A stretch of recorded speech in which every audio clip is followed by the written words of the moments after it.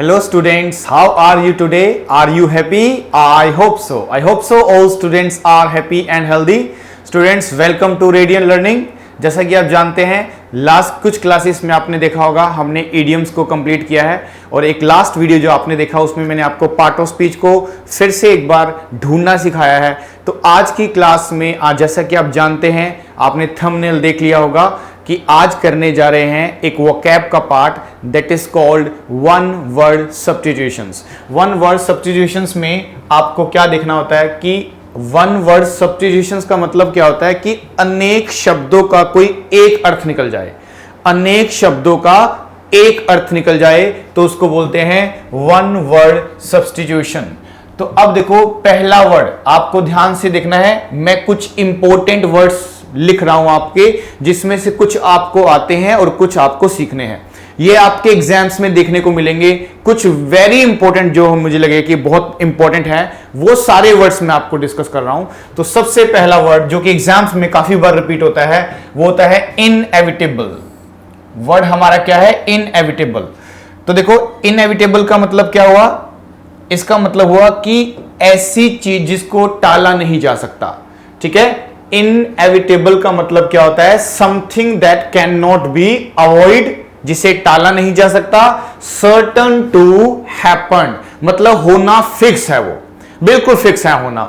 ठीक है, something that can not be avoided, जिसको अवॉइड नहीं किया जा सकता है। That can not be avoided, जिसको अवॉइड नहीं किया जा सकता। और आप सोचो सर्टन टू हैपन, जो होना बिल्कुल तय है, जिसको हिंदी में बोलते थे अटल है, अटल है, उसे टाला नहीं जा सकता, टाला नहीं जा सकता। तो वो क्या होता है? इनएविटेबल। जैसे कि डेथ को हम क्या बोल सकते हैं? डेथ इज इनएविटेबल, वो एक अटल सत्य है, उसको नहीं टाला जा सकता। तो आप ध्यान दें, इनएविटेबल का मतलब जिसे टाला नहीं जा सकता, पहला वर्ड। ठीक है जी, आप वर्ड को याद करना साथ साथ, फिर मैं कुछ क्वेश्चंस बाद में आपसे पूछूंगा एक दो क्लासेस के बाद प्रैक्टिस में, फिर मैं यही आपको सामने प्रैक्टिस के कुछ क्वेश्चन रखूंगा, आप ध्यान से बनाना। तो अब ये साथ साथ आपको देखो कुछ क्लासेस में आपको मैंने लिंक बनाने सिखाए हैं, तो कोशिश करनी है सभी स्टूडेंट्स को कि खुद ही लिंक बनाना सीख जाओ आप। ठीक है, जैसे आपने देखा होगा कि जब मैंने वर्ड्स को याद करना सिखाया ना तब भी आपको लिंक बनाना सिखाया, इडियम्स में भी हमने लिंक बनाना सीखा, लेकिन अब आप खुद कोशिश करेंगे, मैं आपको समझाऊंगा, वर्ड का मीनिंग दूंगा, ठीक है, उसकी प्रोनाउंसिएशन पे ध्यान दूंगा, लेकिन आप सब किस पर ध्यान देंगे? उनको याद करने पे, उनके लिंक बनाएंगे छोटे छोटे स्टोरीज के थ्रू और याद करेंगे उनको। चलिए आगे देखो, आगे लिखा है स्टोइक। स्टोइक, तो स्टोइक का मतलब क्या हुआ? A person who can endure pain, bear कर सकता है, ऐसा इंसान जो पेन को, हार्डशिप को, कठिनाइयों को सहन कर सकता है, संयमी है, उसको क्या बोलेंगे? वो बहुत ही संयमी है, सहनशील है। ठीक है, सहनशील व्यक्ति कौन होता है? सहनशील व्यक्ति वो होता है जो कैसा भी टाइम आ जाए, चाहे अच्छा टाइम आए चाहे बुरा टाइम आए, लेकिन उसकी सेहत पे कोई असर नहीं पड़ता, उसका माइंड स्टेबल रहेगा, एक जैसा उसका माइंड रहता है। तो a person who can endure pain और hardship without showing his feeling और कंप्लेनिंग, ना कंप्लेन करेगा ना ही उसके कोई फीलिंग दिखाई देगी, यानी सहन करने वाला व्यक्ति, जो सहनशील व्यक्ति होता है कि दुख आए चाहे सुख आए उसको सहन करने की पावर बहुत होती है उसके अंदर। तो वो अंदर से भले ही कितना ही बोला हूं, बाहर से कभी शो ऑफ नहीं करता उस चीज का कि वो परेशान है। तो सहनशील व्यक्ति उसको क्या बोलते हैं? स्टोइक। एग्जाम में काफी बार आता है स्टोइक का मतलब जो ऐसा इंसान जो कि सुख और दुख दोनों को अच्छे से सहन कर सकता है, विदाउट शोइंग ऑफ, बिना किसी शोइंग ऑफ करे हुए, शोइंग ऑफ नहीं करता, वो दिखावा नहीं करता मतलब। ठीक है जी, उस पे उसका कोई इंडिकेशन नहीं दिखाई देगा आपको, सहनशील व्यक्ति जिसको बोलते हैं। एम्बीडेक्स्ट्रस, नेक्स्ट वर्ड क्या है? देखो एम्बीडेक्स्ट्रस। एम्बी का मतलब क्या होता है? दो होता है, याद रखना, एम्बीडेक्स्ट्रस। तो यहां दो से संबंध बनता है, तो इसका मीनिंग क्या बन रहा है? देखो able to use left and right hand is equally well, जो दोनों हाथों को इक्वली यूज कर सकता है, दोनों हाथों का यूज इक्वली कर सकता है, समान रूप से कर सकता है, लेफ्ट से भी यूज कर सकता है, राइट से भी यूज कर सकता है, दोनों हाथों का एक तरह से एक ताकत से यूज करता है, तो दो हाथ से ताकत वाले पर्सन को, यूज करने वाले पर्सन को बोलते हैं एम्बी डेक्स्ट्रस, जो किसी काम को करने में इक्वली दोनों हाथों से कर सकता है। जैसे कुछ आपने क्रिकेटर्स देखे होंगे, कुछ क्रिकेटर्स अगर आपने देखे हो तो क्या करते हैं, जब वो थ्रो करते हैं तो वो कभी कभी राइट हैंड से कर लेते हैं और कभी कभी लेफ्ट हैंड से कर देते हैं, यानी दोनों में उनकी इक्वली पावर होती है। तो ये ध्यान रखना, कुछ ऐसे प्लेयर्स होते हैं जो बैटिंग क्या करते हैं राइट हैंड से, और जब बॉलिंग करते हैं तो लेफ्ट हैंड से करते हैं, ऐसा भी देखा जाता है। तो ये ध्यान रखना। तो जो दोनों हाथों का अच्छे से यूज कर पाता है इक्वली वेल, तो उसको बोलते हैं एम्बी डेक्स्ट्रस, एक ऐसा पर्सन जो अपने दोनों हाथ का इक्वली यूज करता है। ठीक है जी, आगे देखो, नेक्स्ट लिखा है पेंसिया। पेंसिया, ये एग्जाम में काफी बार आता है पेंसिया वर्ड, कि a solution for all difficulties और डिजीज। ठीक है, सारी बीमारियों का एक इलाज, जिसको आप जानते थे किस नाम से हिंदी में, इसको बोलते थे रामबाण। रामबाण दवाई बोलते थे ना, रामबाण दवाई, यानी सभी समस्याओं का एक समाधान, सभी समस्याओं का a solution for all difficulties और डिजीज, यानी जिसको हम बोल सकते हैं रामबाण दवाई है। ठीक है ना, कि भाई अगर आपको बहुत सारी प्रॉब्लम्स हो रही है तो ये दवाई ले लो, इससे सारा ठीक हो जाएगा, क्योंकि एक रामबाण दवाई है जिसको बोलते हैं पेंसिया। पेंसिया का मतलब क्या बना, पेंसिया का मतलब एक रामबाण दवाई। ठीक है जी, इस तरह से। नेक्स्ट लिखा देखो अवेरी। अवेरी, अवेरी का मतलब क्या है, a place where birds are kept. Aviary, aviary का मतलब a place where birds are kept, ऐसा स्थान जहां पक्षियों को रखा जाता है। याद करो हिंदी में क्या बोलते थे, चिड़ियाघर बोलते थे। अवेरी का मतलब क्या हुआ, अवेरी का मतलब हुआ a place where birds are kept, जहां पक्षियों को रखा जा सकता है। इस बात को ध्यान रखेंगे। ठीक है जी, आगे देखो इनकॉरिजिबल। इनकॉरिजिबल आ गया, देखो इनकॉरिजिबल में इनकरेक्ट का सेंस आता है। अगर हम इसको देखते हैं, इनकॉरिजिबल में इनकरेक्ट का सेंस आता है, गलत का सेंस आता है। तो one who can not be corrected, जो गलत है उसको कभी ठीक नहीं किया जा सकता। इनकॉरिजिबल का मतलब one who can not be corrected, जिसे कभी ठीक नहीं किया जा सकता। One who is beyond reform, ऐसा इंसान जिसको आप रिफॉर्म कर ही नहीं सकते हो। ठीक है, उसको ना तो ठीक किया जा सकता है, कभी नहीं ठीक होगा। तो इनकॉरिजिबल का मतलब जिसको ठीक नहीं किया जा सकता, वो क्या बन जाता है हमारे लिए, इनकॉरिजिबल बन जाता है। इंपॉर्टेंट है, ये भी एग्जाम्स में काफी बार आता है, ध्यान रखना है इसको। ठीक है जी, आगे देखो नेक्स्ट लिखा है, देखो ऑमनीसिएंट।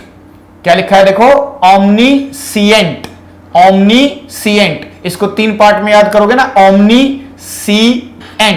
तो ऑमनीसिएंट, ऑमनीसिएंट इसको पढ़ सकते हो, ऑमनीसिएंट। तो ऑमनीसिएंट का मतलब वन हु नोज एवरीथिंग। ठीक है ना, जो सारी बातों को जानता है, हर चीज को जानता है, हर चीज का ज्ञान रखता है। तो ओमनीसिएंट वो पर्सन हो गया जो सारी बातों का ज्ञान रखता है, हर विषय के बारे में नॉलेज है, हर टॉपिक के बारे में बोलना जानता है, जो सर्वव्यापी है, सारी की हर चीज की अब उनके पास नॉलेज है। जैसे कि गॉड कह सकते हैं कि गॉड क्या है, एमनीसिएंट होता है, क्योंकि उसके पास हर चीज का ज्ञान होता है। वन हु नोस एवरीथिंग, जो सारी चीजों को जानता है, वो बनता है ओमनीसिएंट। ओमनीसिएंट हो जाता है। ठीक है ना, इस बात का ध्यान रखेंगे। Next Infallible. इनफॉलिबल, इनफॉलिबल का मतलब one who can not make mistake, जो कभी गलती ही नहीं करता। ठीक है, लिखा जाता है टू एयर इज ह्यूमन, मानव गलतियों का पुतला होता है। लेकिन कोई ऐसा है अगर मान लो जो गलती करता ही नहीं है, तो one who can not make mistake, जो कभी गलती नहीं करता, तो वो क्या है, इनफॉलिबल है। इनफॉलिबल का मतलब उससे कभी गलती हो ही नहीं सकती है, इनफॉलिबल। ठीक है जी, आगे देखो इनऑडिबल। ऑडिबल का मतलब क्या होता है, जिसे सुना जा सकता है, सुनने लायक, ऑडिबल। जैसे मेरी वॉइस अभी आपके लिए ऑडिबल है, आपको सुनाई दे रहा है। अगर नहीं सुनाई दे रहा है तो मैं क्या बोलूंगा, inaudible. Something that can not be heard, ऐसी चीज जिसे सुना नहीं जा सकता, उसका नाम होता है इनऑडिबल। क्या होता है, इनऑडिबल। इनऑडिबल का मतलब something that can not be heard, जिसे नहीं सुना जा सकता है। ठीक है जी, इनऑडिबल हो गया वो। Okay, atheist. देखो ना, एथिस्ट का मतलब जो वन हु डजंट बिलीव, जो विश्वास नहीं करता, जो विश्वास नहीं करता किसके ऊपर? In the existence of God, God के अस्तित्व पर वो विश्वास नहीं करता। उसे लगता है कि गॉड है ही नहीं, वो एक तरह का नास्तिक है। क्या माना जाएगा उसको? नास्तिक। जो क्या करता है? एथिस्ट का मतलब one who doesn't believe in the existence of God, God के बारे में, गॉड के अस्तित्व के बारे में, उसके होने के बारे में वो बिलीव नहीं करता। ठीक है, वो क्या बनता है हमारे लिए? एथिस्ट बनता है। ठीक है जी, इस तरह से एग्जाम में काफी बार आता है। कैनिबल, कैनिबल, अब देखो कैनिबल का मतलब क्या हुआ? कैनिबल एक वो पर्सन होता है जो कि खुद का, यानी आदमी का मांस खाए। ठीक है, तो a person who eats human flesh, जो ह्यूमन फ्लेश खाए यानी ह्यूमन का मांस खाए, तो एक पर्सन जो आदमी का ही मांस खाता है उसको बोलते हैं कैनिबल। तो cannibal a person who eats human flesh, human flesh को खाने वाले व्यक्ति को बोलते हैं कैनिबल। ठीक है जी, नरभक्षी जिसको बोलते हैं। क्लियर? ठीक है जी।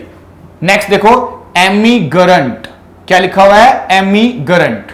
तो एमिग्रेंट क्या होता है? Emigrant a person who leaves his country, जो अपने देश को छोड़ देता है।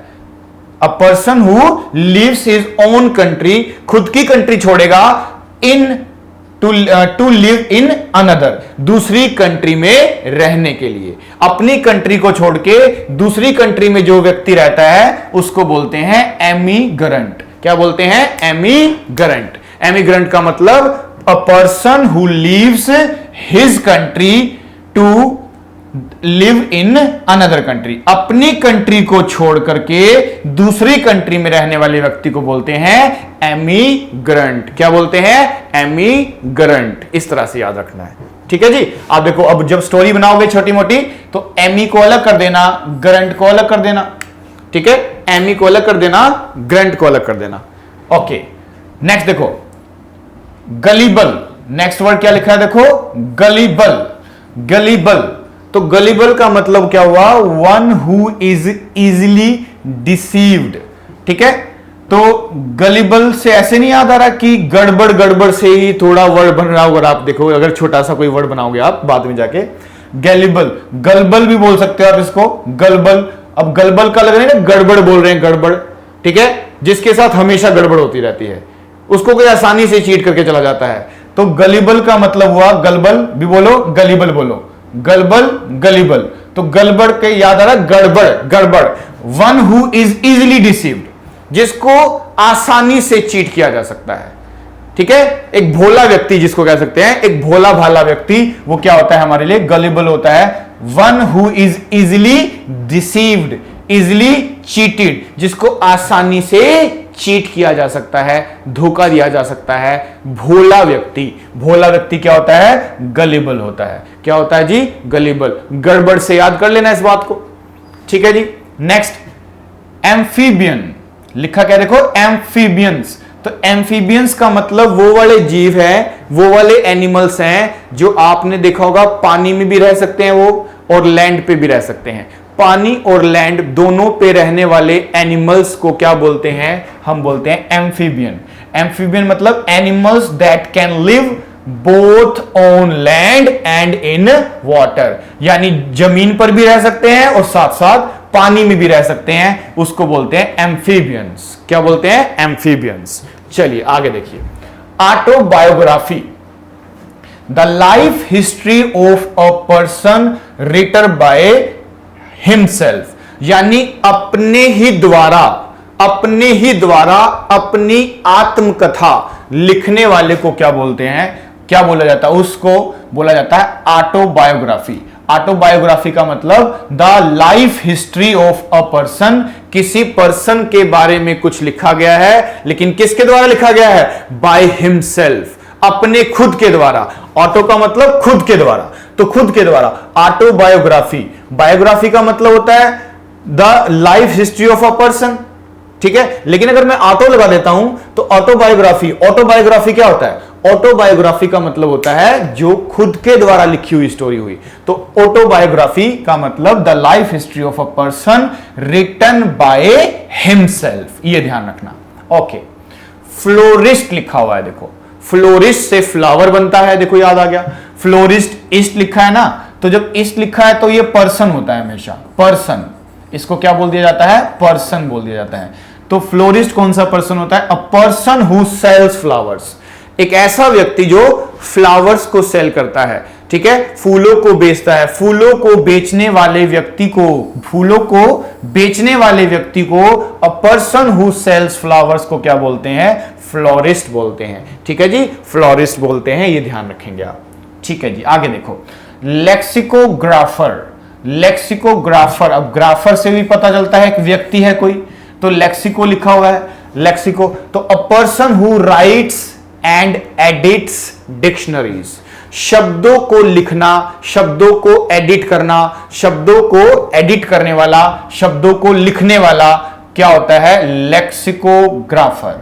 लेक्सिकोग्राफर का मतलब शब्दों को लिखने वाला, शब्दों को एडिट करने वाला व्यक्ति जो है उसको बोलते हैं लेक्सिकोग्राफर। लेक्सिकोग्राफर अलग याद करना, लेक्सिको अलग याद करना, और दोनों की एक छोटी सी, ग्राफर का मतलब तो लिखने वाला ही हो गया, लेक्सिको को स्टोरी बना लो, किससे, शब्दों से, शब्दों से इसकी छोटी मोटी स्टोरी बना लेना। आगे देखिए नेक्स्ट, नेक्स्ट देखो, ऑप्टिमिस्ट। ऑप्टिमिस्ट का मतलब क्या होता है बच्चों, ऑप्टिमिस्ट आशावादी, हिंदी में बोलते थे ना, ऑप्टिमिस्ट का मतलब आशावादी। तो one who seize bright side of things, यानी ऐसा व्यक्ति जो कि हमेशा ब्राइट साइड ही देखता है, यानी वो आपके अंदर के पॉजिटिव पॉइंट को ही देखेगा, नेगेटिव को नहीं देखेगा, ऐसे व्यक्ति को बोलते हैं आशावादी, ठीक है ना, आशावादी। यानी अगर मैं इसका उल्टा बोलूं तो वो होता था पैसिमिस्ट। पैसिमिस्ट का मतलब वही उल्टा हो जाएगा, one who seize dark side of things, वो नेगेटिव सोचता है, ठीक है, एक नेगेटिव सोचने वाला और ये पॉजिटिव सोचने वाला। तो ऑप्टिमिस्ट का मतलब आशावादी, पैसिमिस्ट का मतलब निराशावादी, पैसिमिस्ट निराशावादी। तो वन हु सीज डार्क अगर आ गया तो क्या लिखोगे, पैसिमिस्ट, अगर ब्राइट आ गया तो क्या लिखोगे, ऑप्टिमिस्ट। ऑप्टिमिस्ट का मतलब आशावादी, यानी हमेशा हमें कैसा रहना चाहिए, आशावादी रहना चाहिए। हमें पता है हमारा एग्जाम होने वाला है, तो हमें, अगर हम ऑप्टिमिस्ट रहेंगे तो ही जाकर के अच्छा स्कोर आएगा। पैसिमिस्ट हो जाओगे तो बड़ी प्रॉब्लम आएगी। नेगेटिव नहीं सोचना है, पॉजिटिव रहना, हमेशा पॉजिटिव रहोगे, ठीक है, तो आप देखोगे कि हो सकता है कुछ बच्चों का एग्जाम क्रैक ना हो, लेकिन उनको एक्सपीरियंस मिलेगा।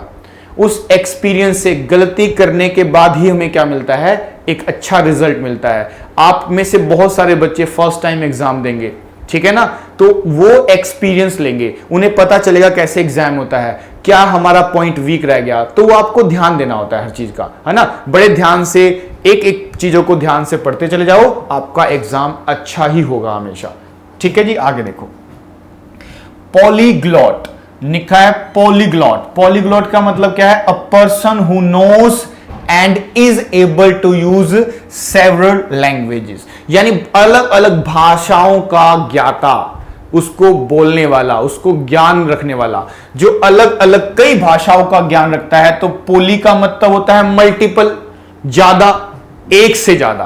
पॉली का मतलब एक से ज्यादा सॉरी, पॉलीग्लॉट का मतलब ऐसा व्यक्ति जो एक से ज्यादा भाषाओं का ज्ञान रखता है, बोलता है, तो वो बन जाता है हमारे लिए पॉलीग्लॉट, ठीक है जी, पॉलीग्लॉट। ओके, एब्डिकेट, याद आया कुछ एब्डिकेट से? हाँ बिल्कुल आया होगा। जब मैंने आपको वर्ड्स को याद करने का तरीका बताया तो डेफिनेटली आप में से बहुत सारे बच्चे ऐसे होंगे जिन्होंने वो क्लास देखी होगी और कईयों ने नहीं देखी होगी। नहीं देखी तो उसमें से देखो एक वर्ड आ गया, ये क्योंकि वन वर्ड सब्स्टिट्यूशन पढ़ रहे हैं तो उसी में इंपॉर्टेंट आ गया कि एब्डिकेट। और अगर आप ध्यान देना तो इसका एक लिंक बनाया था हमने इसको इस तरह से याद किया था कि एब है और कब से है, देखो डिकेट से है, डिकेट से। तो अब एब भी है और कब से है, डिकेट से, लेकिन डिकेट से हमने याद कर लिया था डेकेड। डेकेड का मतलब 10 साल, 10 इयर्स होता है। तो एब कब से था, उसको 10 साल से था।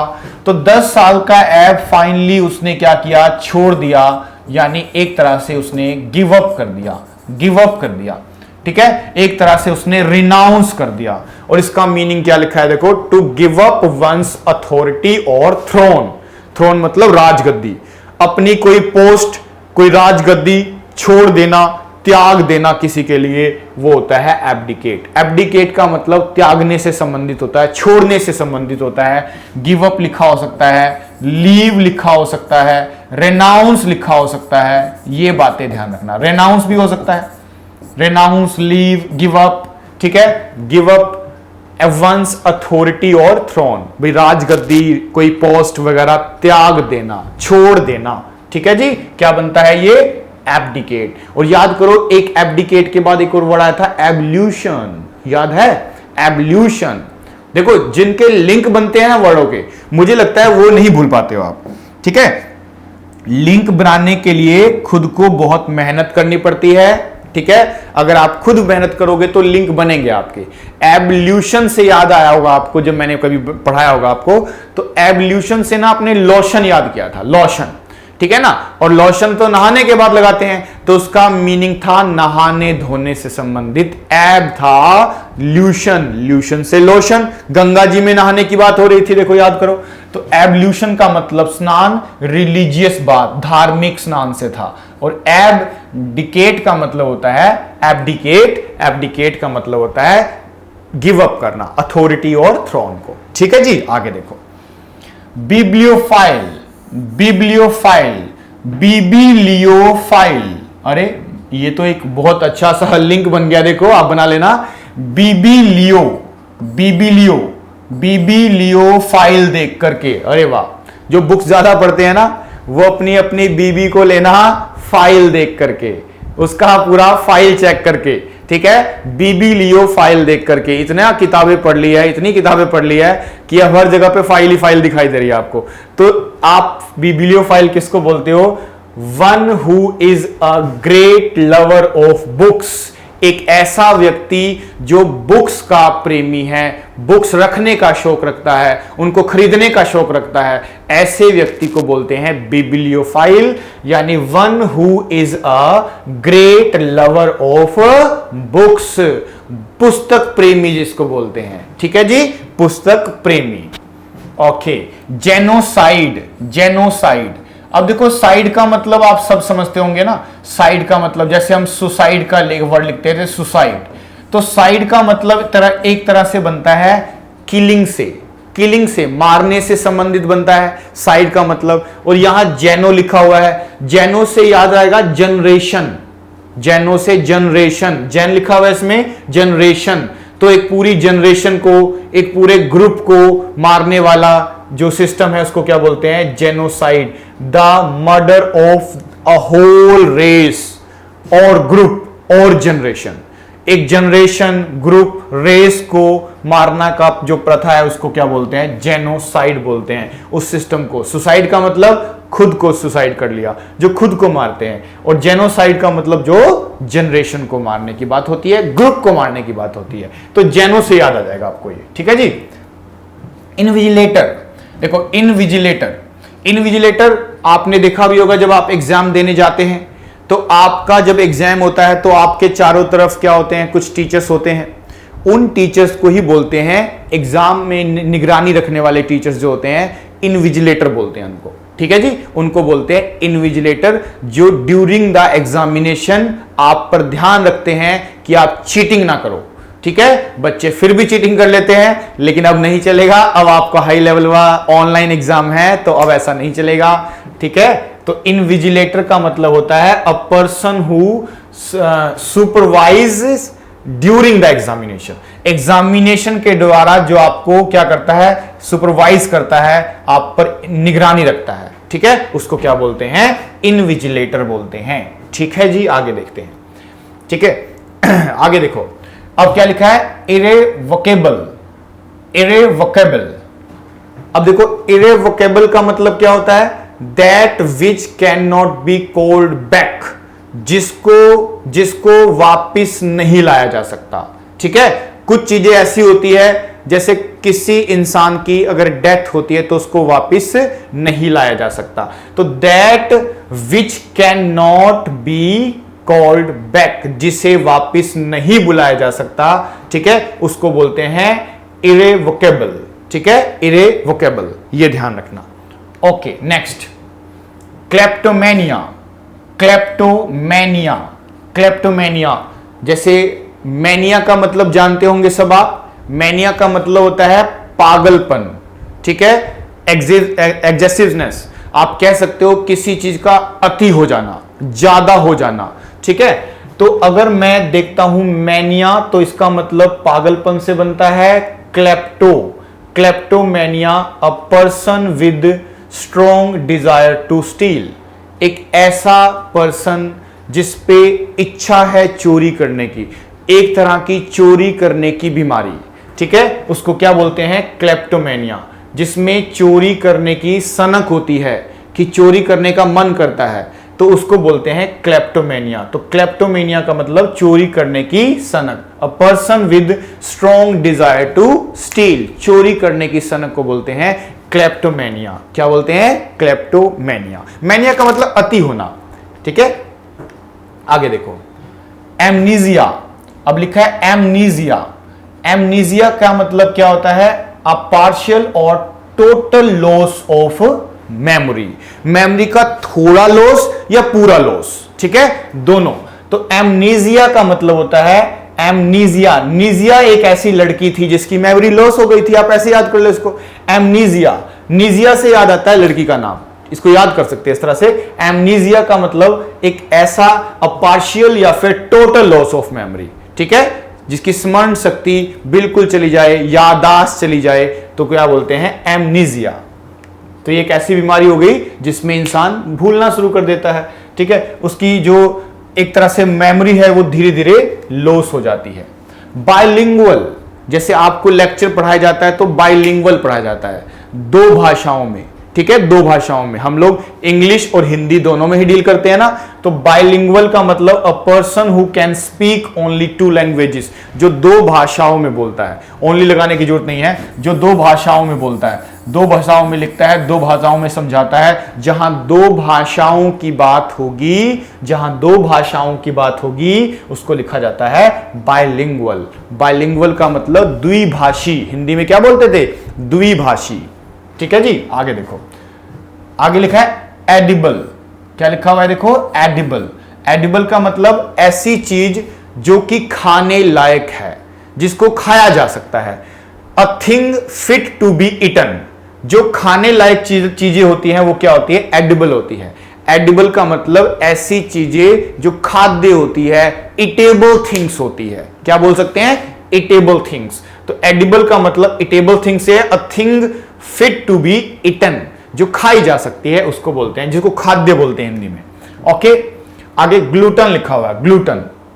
ग्लूटन का मतलब समझ रहे हो, ग्लूटन का मतलब बहुत ज्यादा भारी भरकम, जो पेटू होता है, जो बहुत खाता है, उसको क्या बोल देते हैं, gluten. One who Yeats too much, बहुत ज्यादा खाने वाला व्यक्ति, बहुत ज्यादा खाने वाला व्यक्ति क्या होता है, ग्लूटन होता है। ग्लूटन का मतलब जो बहुत ज्यादा खाता है, अत्यधिक खाने वाला, ठीक है, ग्लूटन।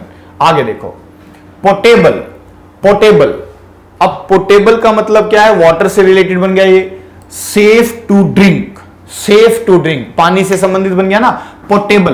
पोर्टेबल का मतलब सेफ टू ड्रिंक, जो पीने के लायक है, ठीक है, पीने के लायक है। पोर्टेबल का मतलब जो पानी पीने के लायक है उसको बोलते हैं पोर्टेबल। पोर्टेबल का मतलब होता है पीने लायक, जो पीने लायक है, ठीक है ना। तो मुझे लगता है ना आज की क्लास में 30 वर्ड्स ही हम रखते हैं, 30 वर्ड्स आप आराम से कर पाओगे, फिर ऐसे ही नेक्स्ट क्लास में भी करेंगे ना, फिर मैं धीरे धीरे आपको कुछ प्रैक्टिस दूंगा, उसमें आप ढूंढना। तो देखो आज की क्लास में हमने कितने वर्ड पढ़ लिए हैं, 30 वर्ड्स पढ़ लिए हैं। 30 वर्ड्स आपने आज की क्लास में पढ़े हैं, इनको इंपॉर्टेंट मान के चलना, ये एग्जाम्स में काफी बार रिपीट होते हैं, जो रिपीटेड होते हैं मैंने उन्हीं को आपको दिखाया है, इसमें आप गलती मत कर देना, ठीक है ना। एक बार ध्यान से इसको रिवाइज करना, और जब नेक्स्ट क्लास में आप आओगे तो डेफिनेटली मैं आपको इनका प्रैक्टिस कराऊंगा। अभी एक क्लास और करेंगे ऐसा, फिर मैं आपको प्रैक्टिस के कुछ क्वेश्चन देना शुरू करूंगा। अब देखो याद कैसे करना है ये आप अच्छे से जानते हो, ठीक है, क्योंकि देखो वन वर्ड सब्स्टिट्यूशंस में एक बात ध्यान रखना, एक बात कि जो ये सारे वर्ड्स हम पढ़ रहे हैं तो ये वर्ड्स आपको जनरली किस किस रूप में दिखाई देंगे, तो देखो जरा, तो आपका ज्यादातर पार्ट ना वन वर्ड सब्स्टिट्यूशंस में क्या होता है, नाउन से रिलेटेड। आपके एग्जाम में ज्यादातर वर्ड किससे रिलेटेड आएंगे? नाउन से रिलेटेड आएंगे। लेकिन कभी कभी ऐसा भी होगा कि वो नाउन नहीं होगा, वो एडजेक्टिव होगा। एडजेक्टिव नाउन भी हो सकता है और साथ साथ वो क्या हो सकता है? एडजेक्टिव भी हो सकता है। और कभी कभी वो बन जाती है हमारी वर्ब। ठीक है, कभी कभी क्या बनती है? वर्ब। एडवर्ब के चांस कम होते हैं। सबसे ज्यादा एग्जाम में क्या आएगा? नाउन से रिलेटेड वर्ड्स आते हैं, पर्सन से रिलेटेड, स्टडी से रिलेटेड। ठीक है, वो हम डिस्कस करेंगे। फिर आता है एडजेक्टिव और लास्ट में आता है वर्ब। फिर हम कह सकते हैं कुछ पार्ट अगर कभी कभी रेयरली आपके सामने आ जाता है एडवर्ब का वर्ड, एडवर्ब का। तो ये देखो, ये 4 ऐसे पार्ट होते हैं जो वोकैब के लिए इंपॉर्टेंट है। क्योंकि बोला जाता है ना कि नाउन को अच्छे से पढ़ लो। नाउन को अच्छे से क्यों पढ़ें? नाउन को अच्छे से पढ़ने का मतलब भी है ना, क्योंकि देखो नाउन हो गया, एडजेक्टिव हो गया, वर्ब हो गई। देखो वर्ब तो बहुत सारी है और आपने देखा भी होगा कि बिना वर्ब के तो सेंटेंस बनता भी नहीं है। तो बिना वर्ब के सेंटेंस बनता भी नहीं है आपका, और हम वर्ब को याद भी नहीं करते हैं। तो आप देखो, नाउन, एडजेक्टिव, वर्ब, एडवर्ब, इनको आपको वैसे ग्रामेटिकली तो सीखना ही होता है, साथ साथ इनके मीनिंग को याद भी करते हैं। ठीक है ना, इनके मीनिंग को धीरे धीरे आपने याद भी करना है। तो मीनिंग याद भी करो और इसको समझो भी। ठीक है, इस तरह से चलना पड़ेगा आपको। क्लियर हो गया? ठीक है, तो देखो इसमें से कुछ ऐसे वर्ड्स हैं जो कि आपने देखा कि उनका लिंक बनाना आसान रहेगा आपके लिए। जैसे जेनोसाइड हो गया, इसको आसानी से बनाया जा सकता है साइड से रिलेटेड।